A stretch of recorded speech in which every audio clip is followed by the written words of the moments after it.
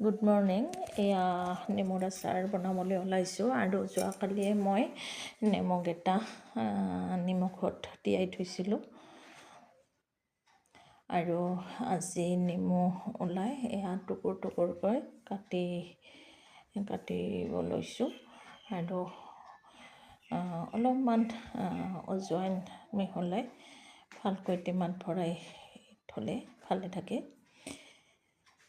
অলপমান মাজে মাজে ৰ'দত দিলে ভাল, যিহেতু নেমুৰ আচাৰ নেমু খোৱা এনেও ভাল আৰু বিশেষকৈ এনেকৈ নেমুখিনি সাঁচি থ'লে টেমাত আৰু অৱতৰত মানে যেতিয়া নেমুৰ ছিজন যায় তেতিয়া নেমু খাব মন গ'লে আমি উলিয়াই খাব পাৰোঁ।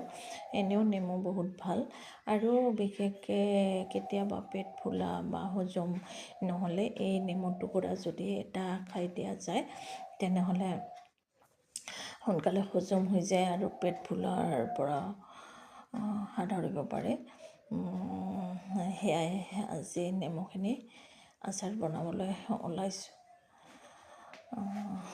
যি হওক, নেমুৰ ছিজন গ'লে প্ৰায় আৰু আমাৰ নেমুৰ আচাৰো তৈয়াৰ হৈ গ'ল।